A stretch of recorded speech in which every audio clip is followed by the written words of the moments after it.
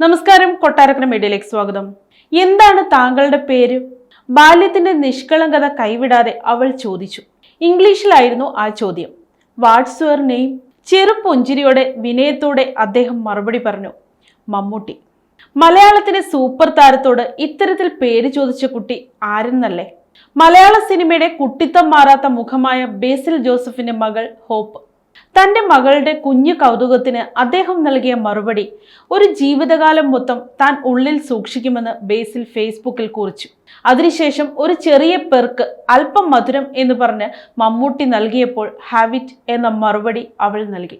ശേഷം മമ്മി അവൾക്ക് അത് നൽകിയപ്പോൾ സന്തോഷപൂർവ്വം വാങ്ങി കഴിച്ചു.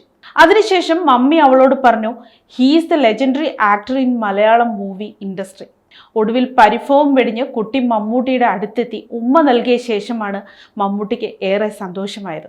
പിന്നീട് മമ്മൂട്ടിയും ഹോപ്പിയും സന്തോഷത്തോടെ സെൽഫി എടുത്തെന്നും ബേസിൽ ആഹ്ലാദത്തോടെ പങ്കുവച്ചു. ബേസിലിന്റെ മലയാള പരിഭാഷ ഇങ്ങനെയായിരുന്നു: ഒരു ഇതിഹാസത്തിനൊപ്പം ഒരു സായാഹ്നം ചെലവഴിക്കാനുള്ള നിമിഷം ലഭിച്ചു.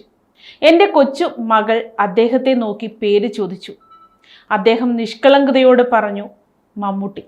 പിന്നീട് ഹോപ്പിയും മമ്മൂക്കയും ഒരുമിച്ച് നിരവധി സെൽഫികളും എടുത്തു. മമ്മൂക്ക, നിങ്ങളുടെ ദയയ്ക്കും ഊഷ്മളതയ്ക്കും വളരെയധികം നന്ദി. എന്നേക്കും വിലമതിക്കുന്ന സായാഹ്നം സമ്മാനിച്ചതിന് അങ്ങേക്ക് ഞങ്ങളുടെ ഹൃദയത്തിന്റെ അടിത്തട്ടിൽ നിന്നും നന്ദി.